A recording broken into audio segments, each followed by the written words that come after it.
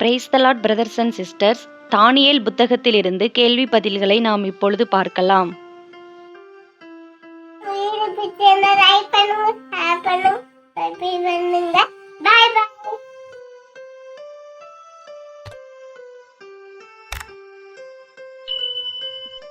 தானியேல் 2ஆம் அதிகாரம் முதல் 25 வசனங்களிலிருந்து 50 கேள்வி பதில்கள் கொடுக்கப்பட்டுள்ளன. வாங்க பார்க்கலாம். கேள்வி எண் 1. நேபுகாத்நேச்சார் ராஜ்யபாரம் பண்ணும் எத்தனாம் வருஷத்திலே சொப்பனங்களை கண்டான்?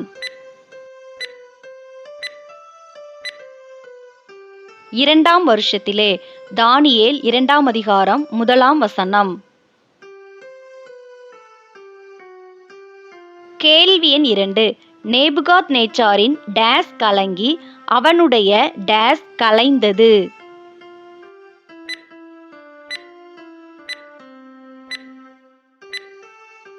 ஆவி கலங்கி நித்திரை கலைந்தது. தானியேல் 2ஆம் அதிகாரம் 1ஆம் வசனம். கேள்வி எண் 3. நேபுகாத்நேச்சார் தன் சொப்பனங்களை தனக்கு தெரிவிக்கும் பொருட்டு எவர்கள் எல்லாரையும் அழைக்கச் சொன்னார்? சாஸ்திரிகள், ஜோசியர், சூனியக்காரர் மற்றும் கல்தேயர். தானியேல் 2ஆம் அதிகாரம் 2ஆம் வசனம். கேள்வி எண் 4. எதினால் நேபுகாத்நேச்சாரின் ஆவி கலங்கியிருந்தது?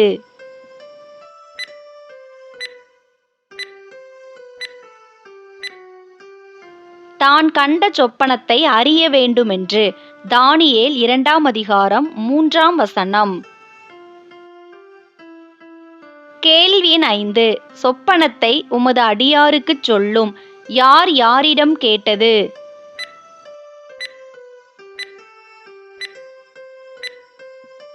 கல்தேயர் நேபுகாத்நேச்சாரிடம். தானியேல் 2ஆம் அதிகாரம் 4ஆம் வசனம்.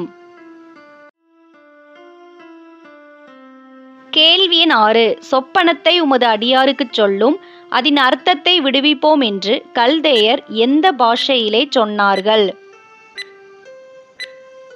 சீரிய பாஷையிலே. தானியேல் 2ஆம் அதிகாரம் 4ஆம் வசனம். கேள்வி எண் 7. சொப்பனத்தையும் அதன் அர்த்தத்தையும் அறிவியாமற் போனால் டேஸ் போடப்படுவீர்கள், உங்கள் டேஸ் எருக்களங்களாக்கப்படும் என்று ராஜா கல்தேயரிடம் கூறினான்.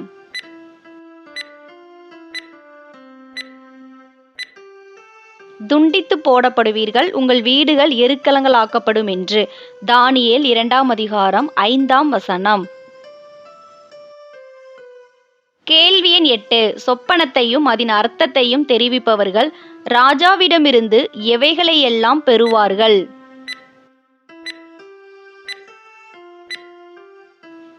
வெகுமதிகளையும் பரிசுகளையும் மிகுந்த கனத்தையும். தானியேல் 2ஆம் அதிகாரம் 6ஆம் வசனம். கேள்வி எண் 9. ராஜா டேஸ் சொப்பனத்தை சொல்வாராக, அப்பொழுது அதின் டேஸ் விடுவிப்போம் என்று கல்தேயர் கூறினர்.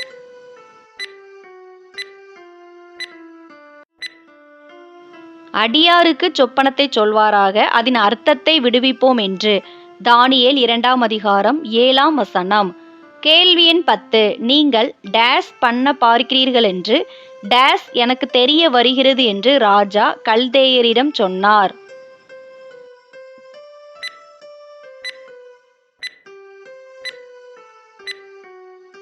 கால தாமதம் பண்ண பார்க்கிறீர்கள் என்று நிச்சயமாக எனக்கு தெரிய வருகிறது என்று. தானியேல் 2ஆம் அதிகாரம் 8ஆம் வசனம். கேள்வி எண் 11. சொப்பனத்தையும் அதன் அர்த்தத்தையும் அறிவியாமற் போனால் துண்டித்து போடப்படுவீர்கள் என்று ராஜாவினிடத்திலிருந்து பிறந்தது என்ன? தீர்மானம். தானியேல் 2ஆம் அதிகாரம் 5 மற்றும் 8 வசனங்கள். கேள்வி எண் 12. கல்தேயர் எவைகளைச் சொல்லும்படி எத்தனம் பண்ணி இருப்பதாக ராஜா கூறினார்?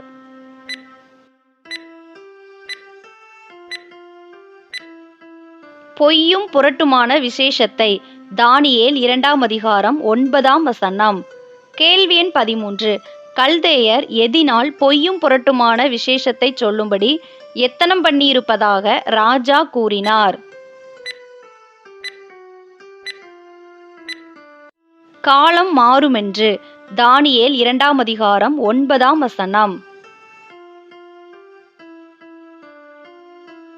கேள்வி எண் 14. நீங்கள் சொப்பனத்தை எனக்கு தெரிவிக்காமற் போனால் உங்கள் எல்லாருக்கும் இந்த டேஸ் பிறந்திருக்கிறது என்று நேபுகாத்நேச்சார் கூறினார்.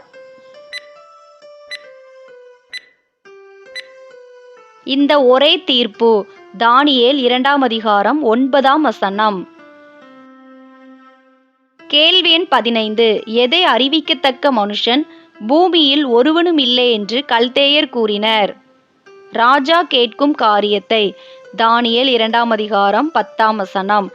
கேள்வி எண் 16. எப்படிப்பட்ட ராஜா சொப்பனத்தையும் அதன் அர்த்தத்தையும் கேட்டதில்லை என்று கல்தேயர் கூறினர்?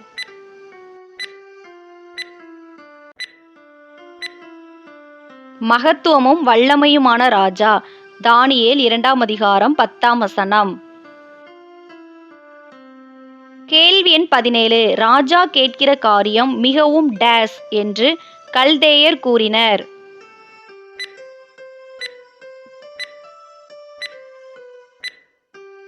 மிகவும் அருமையானது என்று. தானியேல் 2ஆம் அதிகாரம் 11ஆம் வசனம். கேள்வி எண் 18. ராஜாவின் சொப்பனத்தையும் அதன் அர்த்தத்தையும் யார் மாத்திரமே அறிவிக்க முடியும் என்று கல்தேயர் கூறினர்?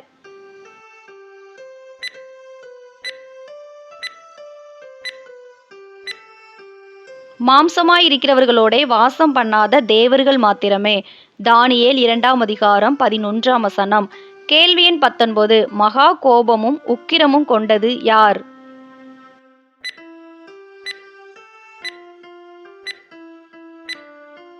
நேபுகாத்நேச்சார்.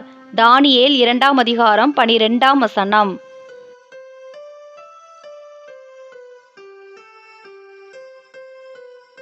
கேள்வி எண் 20. நேபுகாத்நேச்சார் எவர்களை கொலை செய்யும்படி கட்டளையிட்டான்?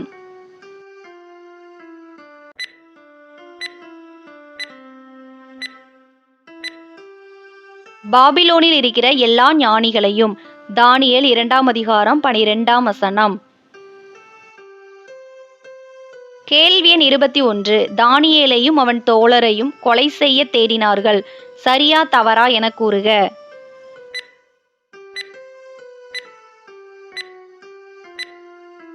சரி. தானியேல் 2ஆம் அதிகாரம் 13ஆம் வசனம். கேள்வி எண் 22. எது வெளிப்பட்ட போது தானியேலையும் அவன் தோழரையும் கொலை செய்ய தேடினார்கள்? ஞானிகளை கொலை செய்ய வேண்டுமென்கிற கட்டளை வெளிப்பட்ட போது. தானியேல் 2ஆம் அதிகாரம் 13ஆம் வசனம். கேள்வி எண் 23. பாபிலோனின் ஞானிகளை கொலை செய்யும்படி புறப்பட்டது யார்?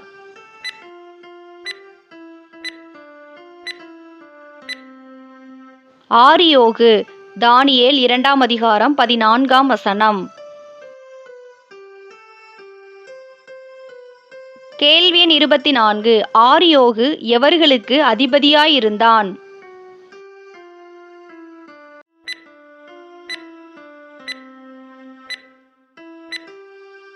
ராஜாவினுடைய தலையாரிகளுக்கு. தானியேல் 2ஆம் அதிகாரம் 14ஆம் வசனம். கேள்வி எண் 25. ஆரியோகோடே தானியேல் டேசும் டேசுமாய் பேசினான்?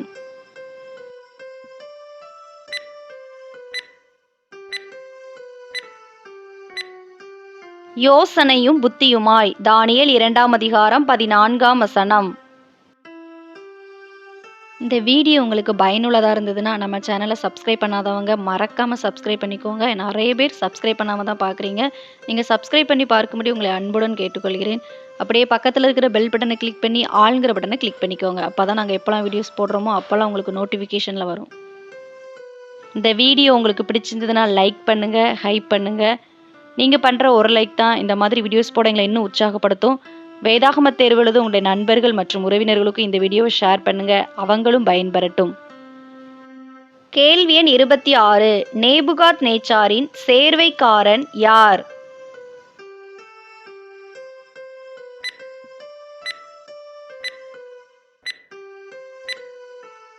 ஆரியோகு. தானியேல் 2ஆம் அதிகாரம் 15ஆம் வசனம். கேள்வி எண் 27. இந்த கட்டளை ராஜாவினால் இத்தனை அவசரமாய் பிறந்ததற்கு காரணம் என்ன? யார் யாரிடம் கேட்டது? தானியேல் ஆரியோகிடம். தானியேல் 2ஆம் அதிகாரம் 15ஆம் வசனம். கேள்வி எண் 28. ஆரியோகு தானியேலுக்கு டேஸ் அறிவித்தான்?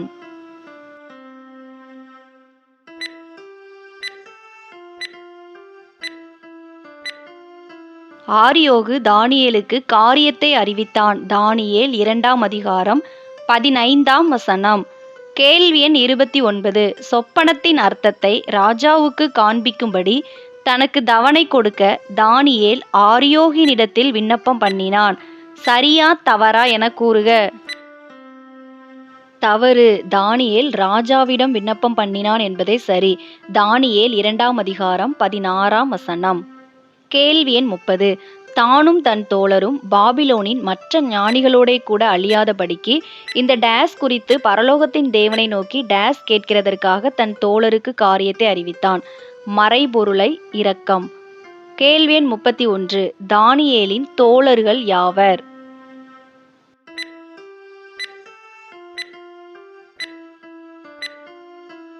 அனனியா, மீஷாவேல், அசரியா. தானியேல் 2ஆம் அதிகாரம் 18ஆம் வசனம். கேள்வி எண் 32. பரலோகத்தின் தேவனை ஸ்தோத்திரித்தது யார்?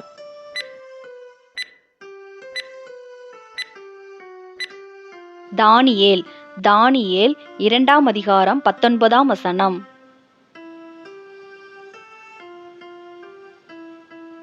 கேள்வி எண் 33. டேஸிலே தானியேலுக்கு மறைபொருள் வெளிப்படுத்தப்பட்டது? ரா காலத்தில் தரிசனத்திலே. தானியேல் 2ஆம் அதிகாரம் 19ஆம் வசனம். கேள்வி எண் 34. எவைகள் தேவனுக்கே உரியது என்று தானியேல் கூறினான்? ஞானமும் வல்லமையும். தானியேல் 2ஆம் அதிகாரம் 20ஆம் வசனம். கேள்வி எண் 35.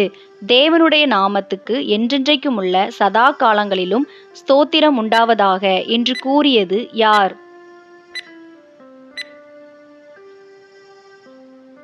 தானியேல். தானியேல் 2ஆம் அதிகாரம் 20ஆம் வசனம். கேள்வி எண் 36. தேவன் எவைகளை மாற்றுகிறவர்?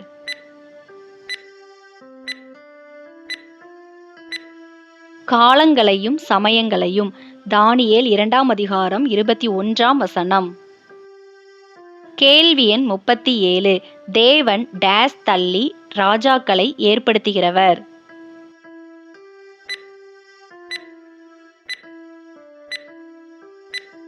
ராஜாக்களை தள்ளி ராஜாக்களை ஏற்படுத்துகிறவர்.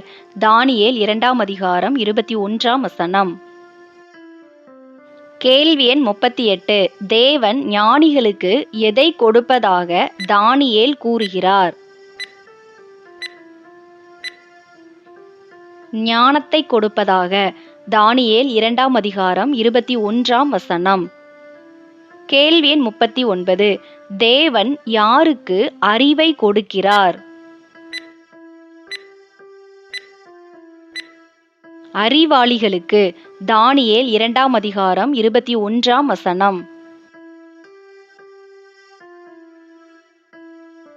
கேள்வி எண் 40. தேவன் எதை வெளிப்படுத்துகிறவர் என்று தானியேல் கூறுகிறார்? ஆழமும் மறைபொருளுமானதை. தானியேல் 2ஆம் அதிகாரம் 22ஆம் வசனம். கேள்வி எண் 41. தேவன் எதை அறிவார்?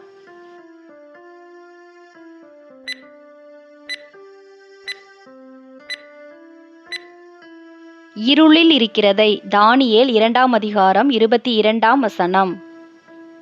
கேள்வி எண் 42. எது தேவனிடத்தில் தங்கும்?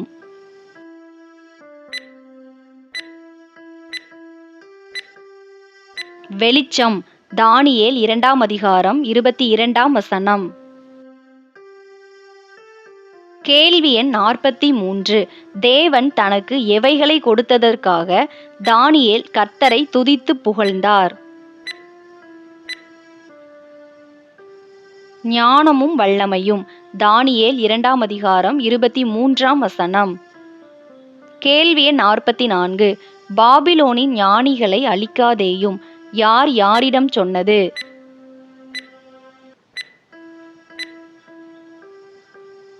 தானியேல் ஆரியோகிடம். தானியேல் 2ஆம் அதிகாரம் 24ஆம் வசனம். கேள்வி 45. என்னை டேஸ் அழைத்து கொண்டு போம் என்று தானியேல் ஆரியோகிடம் சொன்னான். ராஜாவின் முன்பாக அழைத்து கொண்டு போமென்று. தானியேல் 2ஆம் அதிகாரம் 24ஆம் வசனம். கேள்வி 46. ராஜாவுக்கு அர்த்தத்தை தெரிவிப்பேன். யார் யாரிடம் கூறியது?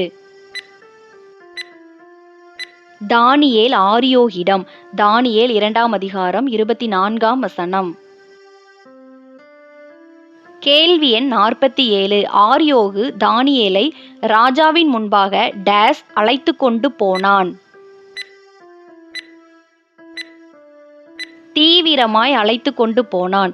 தானியேல் 2ஆம் அதிகாரம் 25ஆம் வசனம். கேள்வி எண் 48. தானியேலின் சொந்த தேசம் எது?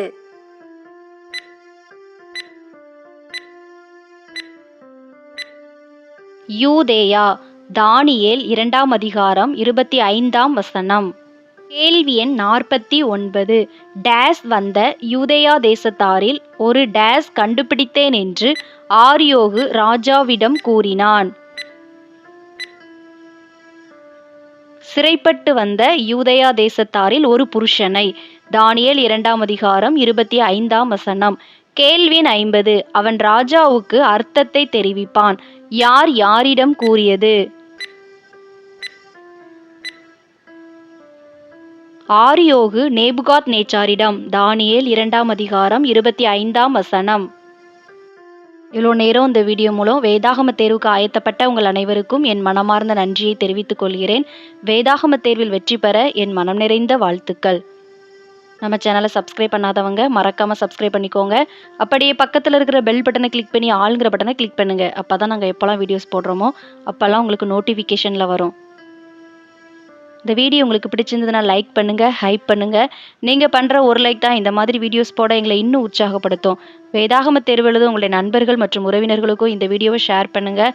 அவங்களும் பயன்பெறட்டும். நீங்கள் ஜாயின் பண்ண விரும்புனீங்கன்னா ஜாயின்கிற பட்டனை கிளிக் பண்ணி ஜாயின் பண்ணிக்கலாம். நீங்கள் ஜாயின் பண்ணிங்கன்னா எந்த பகுதியிலிருந்து கேள்வி பதில்கள் போட சொல்கிறீங்களோ உங்களுக்காக அந்த பகுதியிலிருந்து கேள்வி பதில்கள் போடப்படும். God bless you.